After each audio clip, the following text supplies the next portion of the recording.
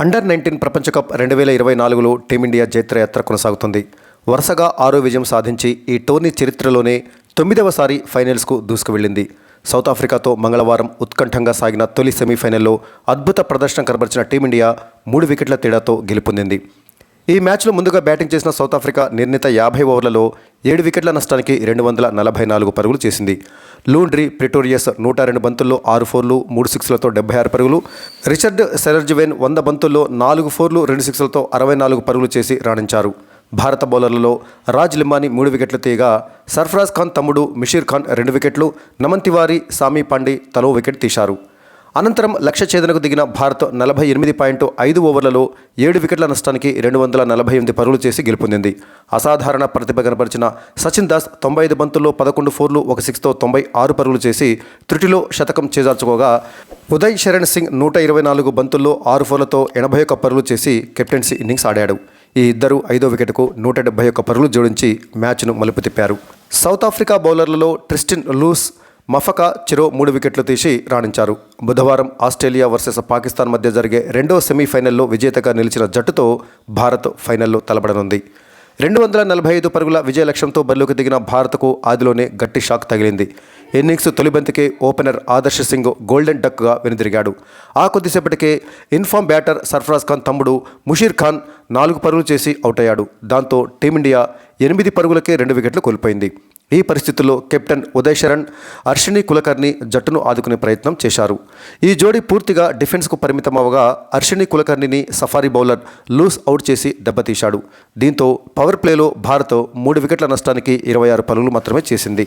ప్రియాంశు మోలియా కూడా 5 పరుగులకే అవుట్ అవడంతో 32 పరుగులకే 4 వికెట్లు కోల్పోయి పీకల్లోతు కష్టాల్లో పడింది టీమిండియా.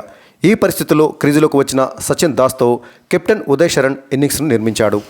ఉదయ్ శరణ్ ఆచితూచి ఆడగా సచిన్ దాస్ దూకుడుగా బ్యాటింగ్ చేశాడు. వరుస బౌండరీలతో సఫారీ బౌలర్లపై విరుచుకుపడ్డాడు. ఈ క్రమంలో 47 బంతుల్లో హాఫ్ సెంచరీ పూర్తి చేసుకున్నాడు సచిన్. ఆ కొద్దిసేపటికే ఉదయ్ శరణ్ సైతం 88 బంతుల్లో హాఫ్ సెంచరీ సాధించాడు. ఈ ఇద్దరి సూపర్ బ్యాటింగ్తో భారత విజయం లాంఛనమేనని అంతా అనుకున్నారు.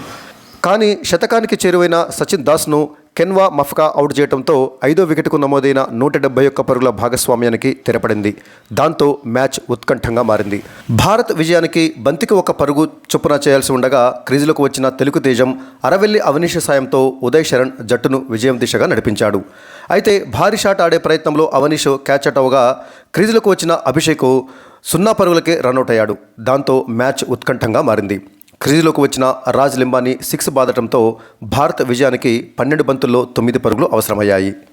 ఈ దశలో 49వ ఓవర్లో తొలి బంతిని బౌండరీకి తరలించి ఉదయ్ శరణ్ ఒత్తిడి తగ్గించాడు. సఫారీ బౌలర్ 2 వైడ్లు వేయడంతో మ్యాచ్ టై అయింది.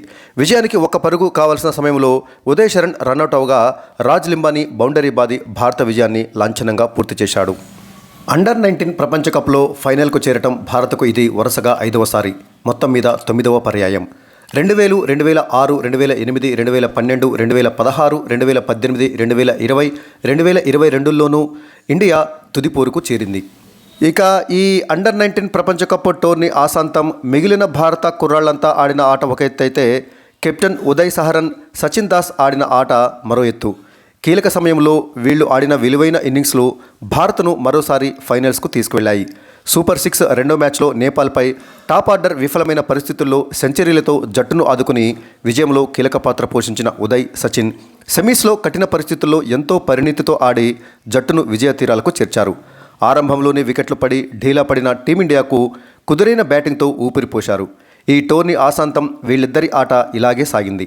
మిడిల్ ఆర్డర్కు ఉదయ్ స్థిరత్వాన్ని ఇస్తే 5-6 స్థానాల్లో వచ్చి మెరుపులు మెరిపించాడు సచిన్. ఐర్లాండు, బంగ్లాదేశ్పై అదేవిధంగా అమెరికాపై చేసిన 30 పరుగుల లోపు అయిన బలమైన ఫినిషింగ్కు ఉపయోగపడ్డాయి. ఇక ఉదయ్ టోర్నీ ఆసాంతం స్థిరంగా ఆడాడు. 1 సెంచరీ 3 అర్ధ సెంచరీలతో సత్తా చాటాడు. ఫైనల్స్లోనూ వీరు ఇదే జోరును ప్రదర్శిస్తే భారత్ కప్పును అందుకోవటం పెద్ద కష్టమేమీ కాదు. ఇక ఈరోజు ఆస్ట్రేలియా, పాకిస్తాన్ జట్ల మధ్య 2వ సెమీఫైనల్ మ్యాచ్ జరగనున్నది.